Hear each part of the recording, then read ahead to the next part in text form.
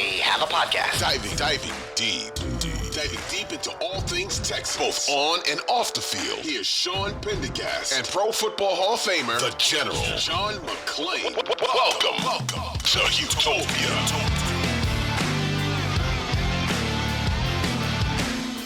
Hey everybody, welcome in. It is the Houtopia Football Podcast, our mailbag edition, midweek edition we call it here. Week 3 is upon us. The Texans traveling to Jacksonville this weekend, trying to get their first win of the season. We'll hit your mailbag questions. If you want to email us a mailbag question for a future episode, you can do that, houmailbag@gmail.com, and we'll get to the mailbag questions in just a little bit. But before we do that, I will introduce myself. I'm Sean Pendergast, one half of Payne and Pendergast mornings on Sports Radio 610. Joined as always by my good friend, the Hall of Famer, our senior columnist at sportsradio610.com, John McClain. John, how we doing? I am doing great, Sean. Thank you for asking. Yeah. Are you doing better than Laramie Tunsil's knee or knees? I don't have knee issues, and I don't have knees issues. Okay. And what I'm referring to there, of course, let's get into some of these Texans injuries as the Texans continue to lick their wounds from the 31-20 loss to the Colts on Sunday at NRG Stadium. There's a new injury to add to the list, which we'll get to in a second. But, John, I guess just to one injury that has everybody talking, or I guess maybe the one word that has everybody talking, post-D'Amico Ryan's press conference from Monday, the very first question was about Laramie Tunsil possibly coming back this week. And he said, we'll see how Laramie Tunsil's knees feel, plural. Do you think that's just a case of D'Amico Ryan's misspeaking, or do you think it's a multiple knee thing going on with Laramie Tunsil? Or he could just have sore knees, which is not good for this time of the year. One could be worse than the other. One could have kept him out of the game against the Colts while the other one is bothering him. So I don't have any idea. D'Amico will never tell us anything about injuries, so we'll have to wait till the midweek injury report comes out and see if it says knee or knees. You don't think if somebody asked him on Wednesday, is it, you said knees, or does Laramie have multiple knee issues going on, that he wouldn't say yes or no to that he wouldn't just say, yeah, I meant knee? You don't think he'd answer that, huh? I'll ask him that. But when he's asked about guys' injuries, he said he's okay. He won't address anything specifically. So I'll ask him. I think I'll be surprised if he says no, it's just one knee. Okay, gotcha.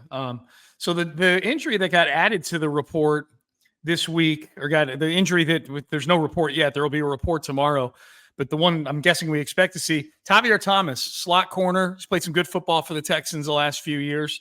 Of course, they cut Des King, and Tavierre Thomas has been the starting slot corner this year so far. I guess a broken hand now, John. Is that right? Tavierre Thomas, a broken hand?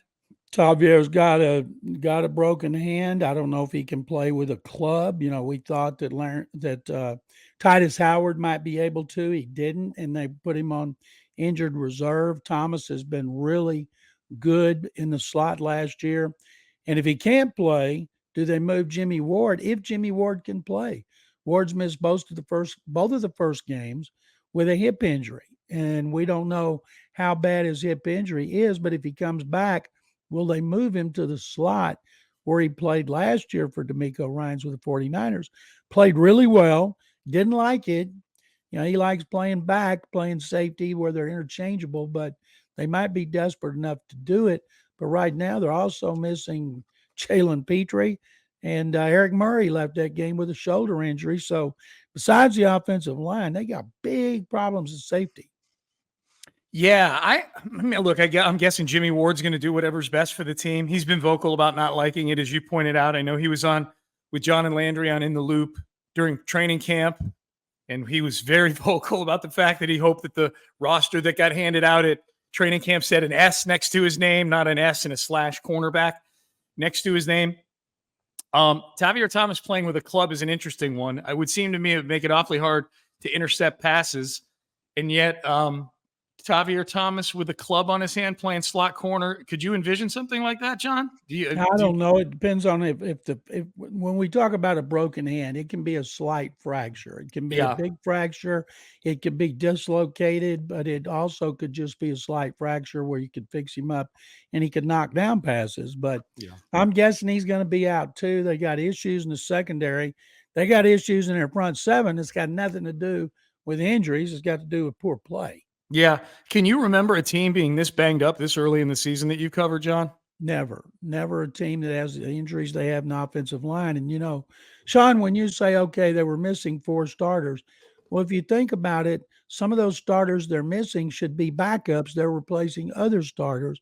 I've never seen anything like that. And now to not have 3 safeties possibly for this game coming up at Jacksonville, that's going to be, I'm not saying catastrophic. You got a pocket passer and Trevor Lawrence looking to bounce back from a mediocre performance, and he might pick them apart, especially if they can't do a better job of getting heat on him than they did on Anthony Richardson and Gardner Minshew. Of course, the third safety you're talking about is Eric Murray, whose name we haven't mentioned yet, but he left the game on Sunday with a concussion. So, yeah, Petrie, Ward, Murray. As of right now, we'll learn more tomorrow about what the status is of these guys. But this will be a very highly anticipated injury report tomorrow, John. Maybe one of the most highly anticipated injury reports of all time for the Houston Texans tomorrow. The Jacksonville Jaguars will be keeping a close eye on that too. For sure. Monday Night Football last night, John. We had the doubleheader. We had the Saints and the Panthers in the earlier kickoff, and then we had the Browns at the Steelers in the second game. The games kind of overlap for a couple hours, and so you get 2 games going at the same time. But these are 2 games, John, that have probably about as tight a tie in with the Texans as you can have in a primetime football game without having an AFC South team in participating in the game. We'll start with New Orleans and Carolina, where Bryce Young is struggling big time right now, John. Lost to the Falcons by a couple touchdowns the first week, lost to the Saints at home last night, where they kind of had that buzz going like the Texans did for the Colts game on Sunday. Everybody climbing on board with that young rookie quarterback, and it's a new era of football. And it was 2017 was the final score, but the game, I never really felt like the Panthers were ever threatening. Bryce Young is averaging just barely over 4 yards per attempt right now. He is really, really struggling right now, John. 2 games in, I feel like the Texans dodged a bullet. I'm Team Stroud. I think right now, anybody who has watched Stroud in these first 2 games, and I wrote a column that's on sportsradio610.com about this, know that they've got their franchise quarterback.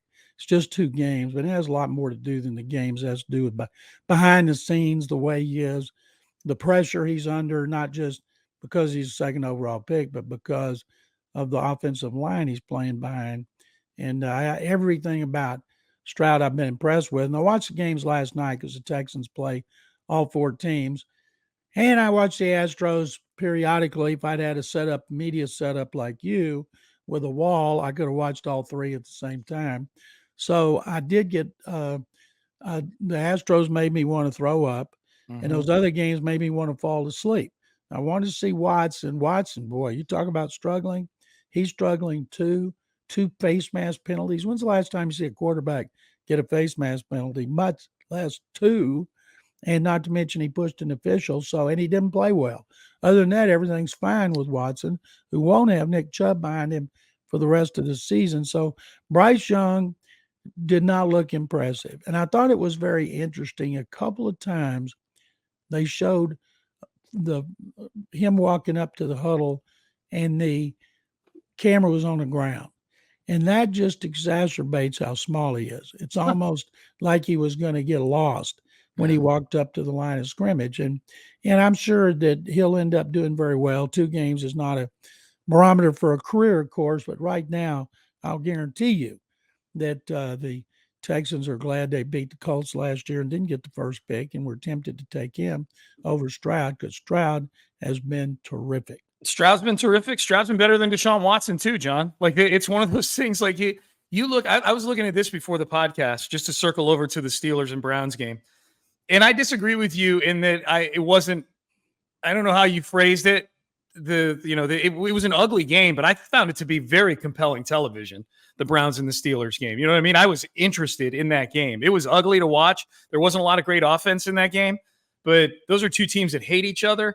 The nation, I don't think, is all that fond of Deshaun Watson, and he was failing miserably. So I found it to be really riveting television. I kind of went through, John, like I don't know that there's a single team that was in on Deshaun Watson throughout that process a year ago that isn't in a situation now with their quarterback where they're just either way better off or just, in kind of a beginning of a rebuild situation where they're like, no, we're good. We'd rather have Bryce Young than Deshaun Watson, on a rookie contract. The Texans much rather probably have CJ Stroud now than Deshaun Watson, I would say. Two of the teams, John, that were in on Deshaun Watson early on, Philadelphia, who Deshaun nixed the trade to, and Miami, who nixed the trade themselves because Deshaun wouldn't settle his lawsuits. They have the number 1 and 2 guys on the odds board for the MVP in the league right now. Those are two teams, John, the Eagles and the Dolphins, that wanted to replace Hurts and Tagovailoa with Deshaun Watson, who might be the worst. He's certainly the most overpaid quarterback in the league right now. And they've got the top 2 MVP candidates. I mean, it really goes to show you how inexact this science is at the quarterback position. You know what they say, sometimes the best deals are the ones you do not make. Yeah. I'm sure both those teams are like, my God, thank God we didn't make that trade for Watson. And Deshaun may end up having a great career, but in his first 2 games, when he's had an off season to get ready, he has not looked like the Watson we saw in 2020, who had 4,800 yards and over 30 touchdown passes and a rating number 1 or 2 in the league. I can't remember. He is not the same quarterback. And when I watched those games last night, which I thought were incredibly boring offense, I kept thinking, what in the world are the Texans offensive tackles going to have to do when they play against Watt and Highsmith? They're going to get destroyed. Yeah, I tried to bury my head in the sand on that. I didn't want to think about that. I was having too much fun watching them destroy Deshaun Watson to spoil what was a fun Monday evening. So I chose to wait till Tuesday morning to have people remind me of that. John, you mentioned my setup. It's right behind me here. If you're watching on video with the very big impressive TV, 2 small TVs. Well, I was going to ask you, how would you position the 3 games last night on these 3 TVs right here? What would you do? How would you have put them? What would you have put on the big screen? When they were all on at the same time, I would have had the Astros on the big one, and then I would have had Young and Watson on the ones at the top, because if you had the football games on the bottom one, I probably would have fallen asleep. Yeah, that's how I had it, by the way, John. I had the baseball game on the big one, and then the 2 football games up top. And John, I can't get with you on the boring part for the Browns and Steelers game. I don't know how you like that's. The game was always close, and Deshaun's out there getting destroyed. How do you get bored by something like that, John? I want a little better offense. I got tired of all the great defense. Okay. Do you like the Monday night? Do what? Do you like the Monday night doubleheader the way they did it with the 2 games kind of stacked the way they had it? They're doing it again, and I won't have as much interest in that one as this. I'll flip back and forth. The Astros are going to be playing let's see, I don't know if they're off on Monday, because after the Orioles, they have the Royals, and then and they may be off before they go to Seattle for 3 games. But I think because of the playoff race, I would have I'm going to be watching the Astros and flipping. But I've looked at the ones for Monday, and they just don't float my boat like these did. Yeah, these were good ones. And the Texans play all 4 of these teams that played in these games last night. So there's, you're doing a little scouting as well, I suppose. So as far as that goes, John, let's do a little thing we call general news and notes, of course, because you are the general. And CJ Stroud, we mentioned CJ Stroud. He's 4th in the NFL in passing yards right now. I know that he's put up some big numbers, but you got some notes on CJ Stroud. Well, first of all, a note that kind of makes me want to throw up in my mouth. And when I thought about it, the Texans haven't won at NRG Stadium since David Culley was the head coach. Whatever happened to home sweet home? Well, they don't have a home sweet home, because that last victory, ignited by Rex bleeping Burkhead, the day after Christmas in 2021, when Burkhead ran wild and Davis Mills had a great game and he outplayed Justin Herbert, and they beat the Chargers, and we thought, man, they're going to have a strong finish, but they didn't. And that is amazing when you go as long as they have without winning a game at home. And I'm pretty sure they're not going to beat the Steelers when they play them here. So looking ahead at Stroud, who was by far the best thing, he and Nico Collins and the other receivers were the best thing about the Colts game, because it wasn't very good. They couldn't run. Their defense was awful, huge disappointment. The fact that he has completed 58 passes in his first 2 games, that's the second most for a rookie in NFL history. To Joe Burrow had 60 in 2020. And he's combined for 626 yards. That's the 4th most by a rookie quarterback in history after his first 2. And in a column that's on Sports Radio 610, I went back and looked at Watson's 2 starts, not counting when he came off the bench against Jacksonville in 17, but he took over a team that reached second round of the playoffs. And so it wasn't like he's taking over a team as bad as the one that Stroud has taken over. That's been terrible for 3 years. But remember, Watson won that first game on the road at Cincinnati, so he had 1-1 record, and compared to 0-2. But Stroud's outplayed him in every way. Hadn't thrown an interception. Watson had thrown 2. His rating's 91.5, and Watson was 84.4. And Watson had the experience of playing the second half when they got cremated by the Jaguars. Yeah. Back when the Jaguars were going to be good. So I thought those were very interesting notes about C.J. Stroud. Can't wait to see him go up against the Jaguars and Trevor Lawrence.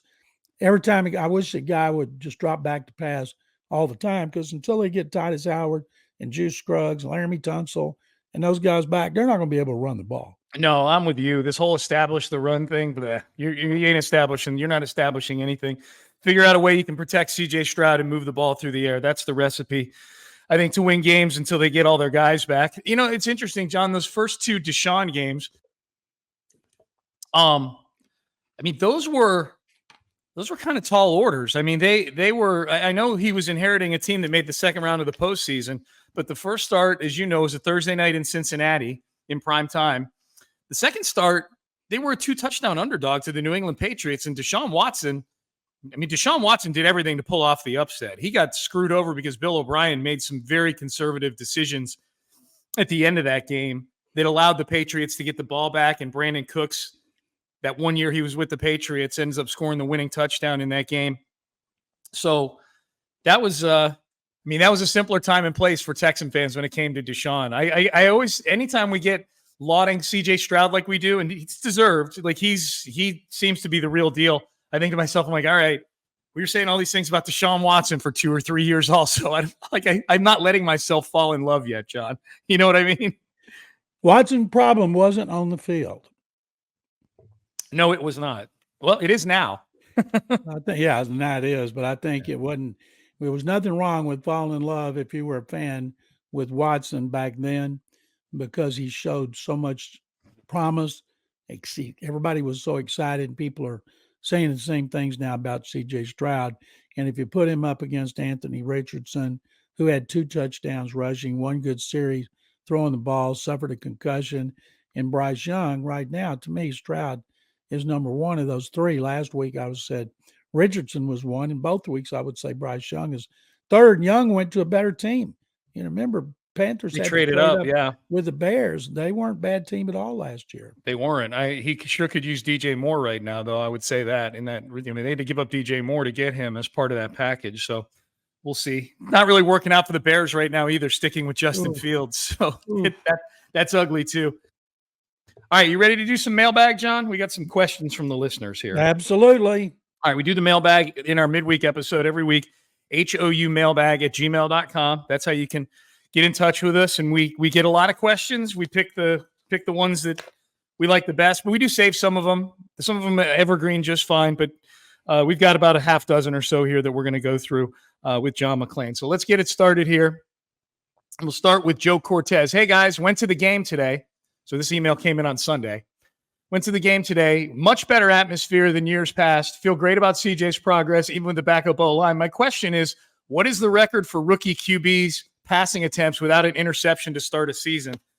I don't know. I should look that up probably, John, before we started the podcast. Maybe I'll look it up here while we're doing this thing. But that might be the part for me that's most impressive about CJ Stroud is his ability to avoid mistakes. No interceptions yet. Nobody has dropped a ball right in their hands, and that he threw a bad pass. He threw a couple that Colts were close to But I think not just his poise under pressure, but his accuracy and the way he's getting rid of the ball so quick. If Josh Jones, I think it was Jones that had a penalty that rubbed out a long pass to Collins as well as a touchdown pass to Tank Dell. And plus he gave up a couple of sacks. And I think that he has been very smart with the ball. A lot of that's coaching from offensive coordinator Bobby Slowick and quarterback coach Draw Johnson, but he's careful and he's not shy about throwing the ball. You know, I still can't get over. He had a bad shoulder. He didn't know on Friday if he'd play. On Sunday morning, he didn't know how well he would play, even though he did. And I went back and watched every throw, Sean, and I couldn't tell one time, okay, I can tell his shoulder's bothering him. I didn't see that at all. I haven't found anything right now that I don't like about C.J. Stroud.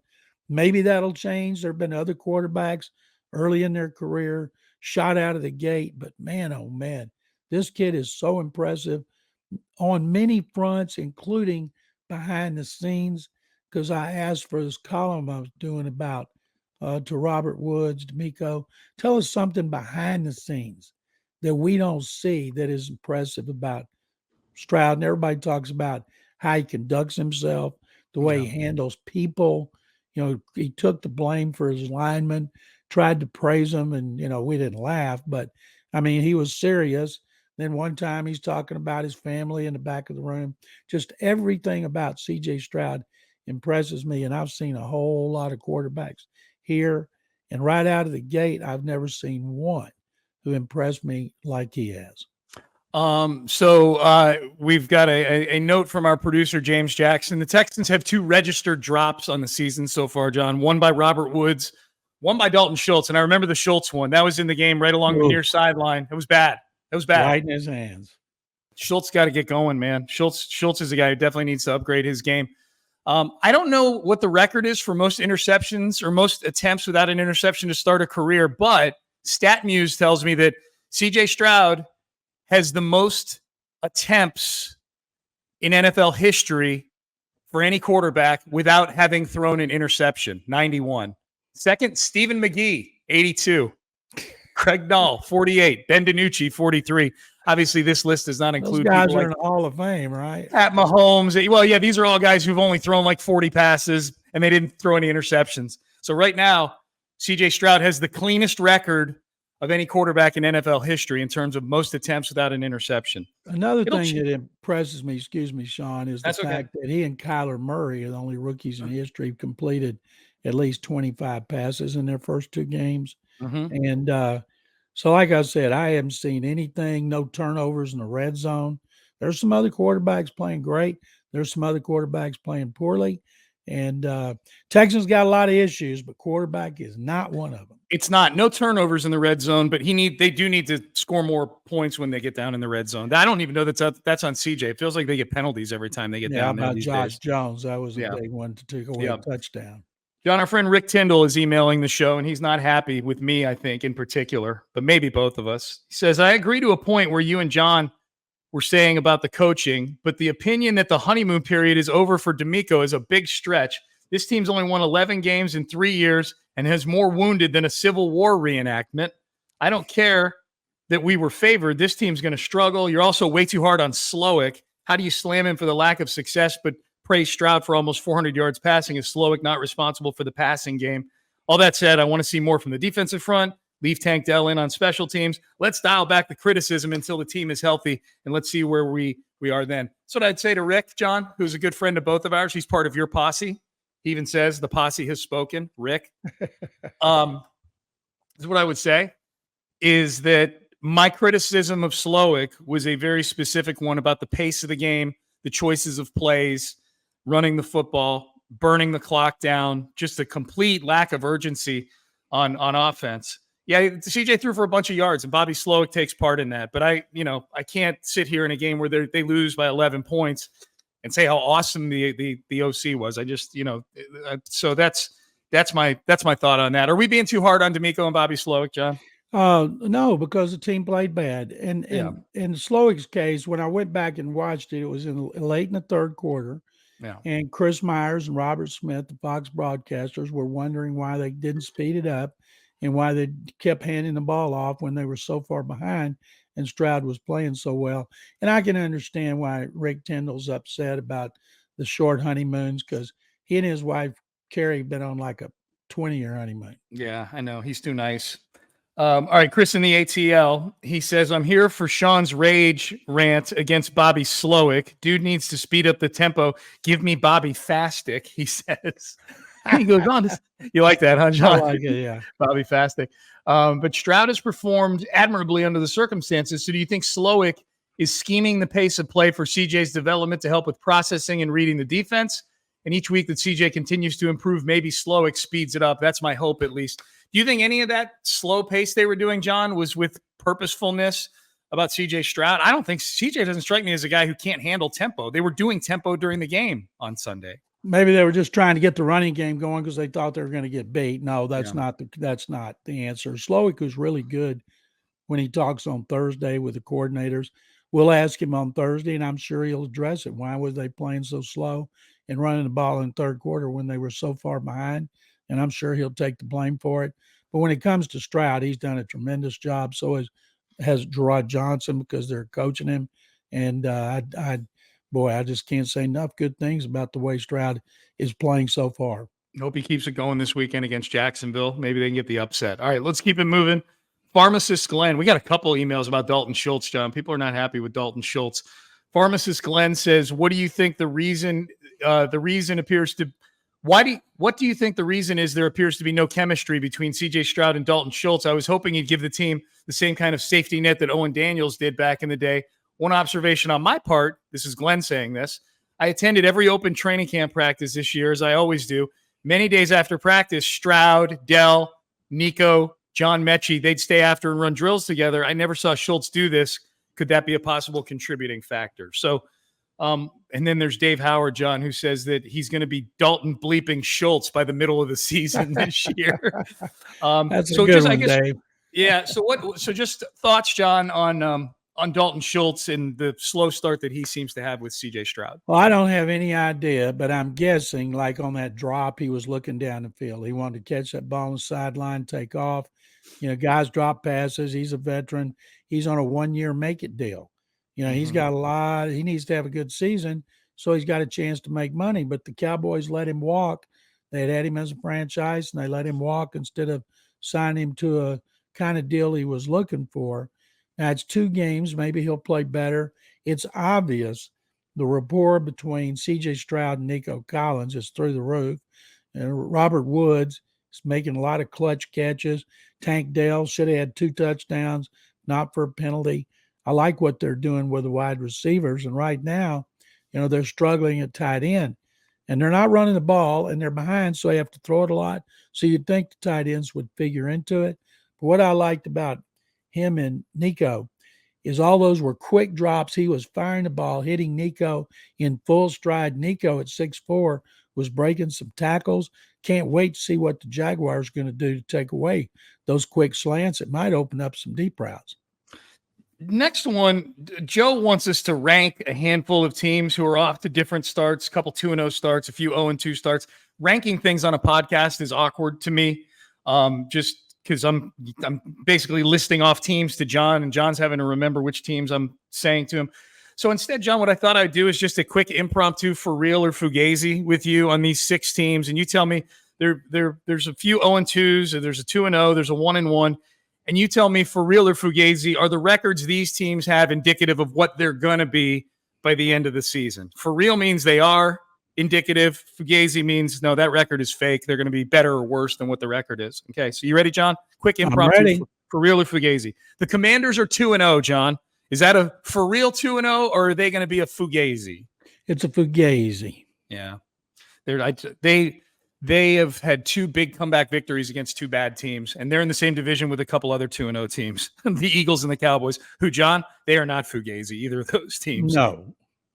Bengals are 0-2. Are they a for real 0-2, or are they fugazi? I'm going to say for real. Doesn't mean they're going to be winless, but Joe Burrow's got issues with his calf.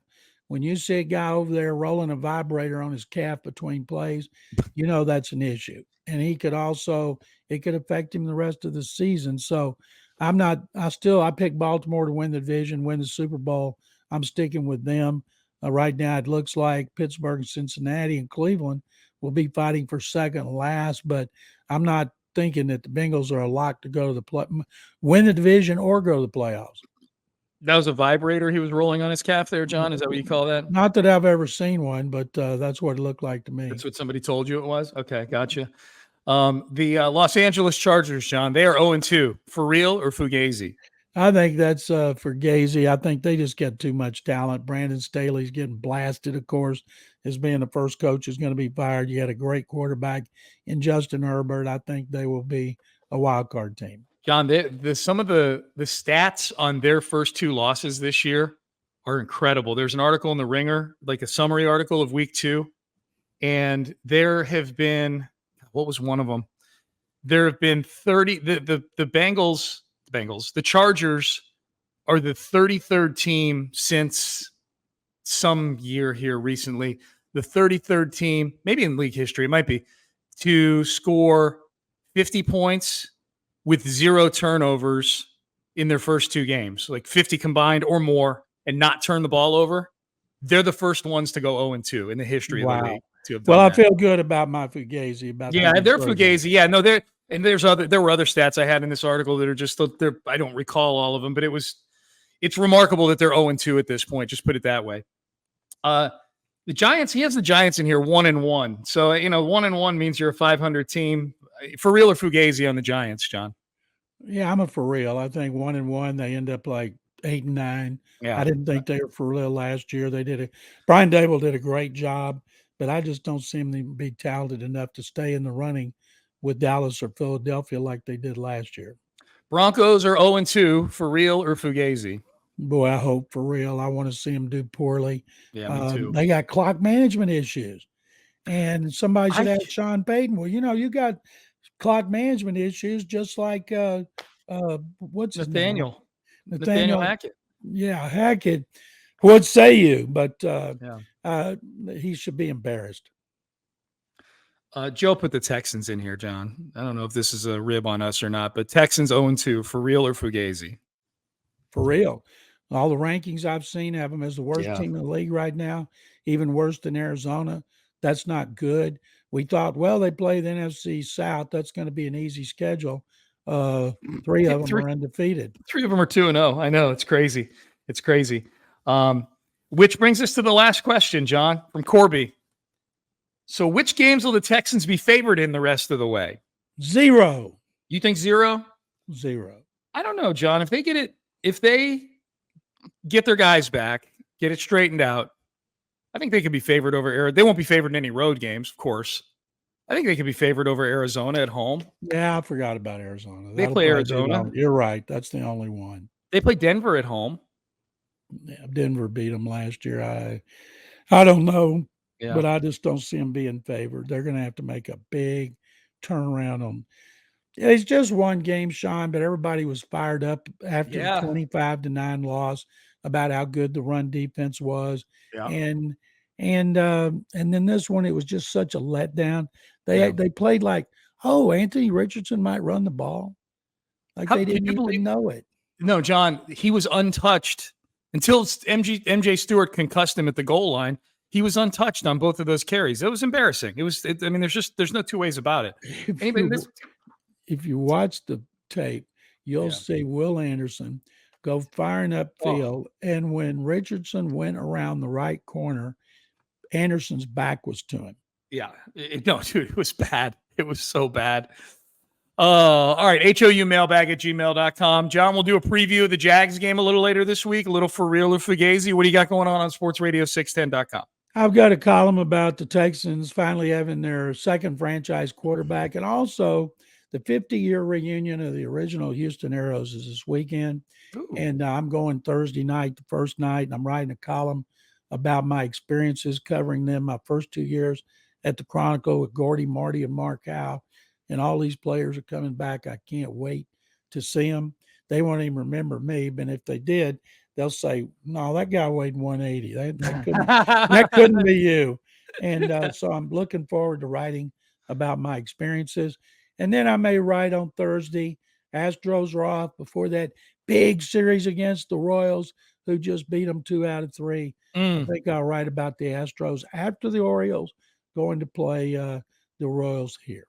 Good. Sounds good, John. We'll look forward to all of that on sportsradio610.com. John, I appreciate it as always. Enjoyed it. Thank you, Sean. There it is. Big thanks to James Jackson, our producer, who gets the podcast out to all of you each and every week. Great stuff. We appreciate him very much. Hit that subscribe button so you get the podcast automatically wherever it is you get your podcasts. So for the General John McClain and for James Jackson, I'm Sean Pendergast. We are out of time. We will see all of you Thursday of this week as we get you ready for Texans and Jags in week 3. Have a great week, everybody. Thanks for watching. If you enjoyed this video, please don't forget to give it a thumbs up and subscribe to our channel for more content like this. If you want to see more of our videos, be sure to check out our playlist and let us know what you think in the comments below. Also, don't forget to follow us on social media to stay up to date on our latest updates. Links are in the description. Thanks again for watching, and we'll see you in the next video.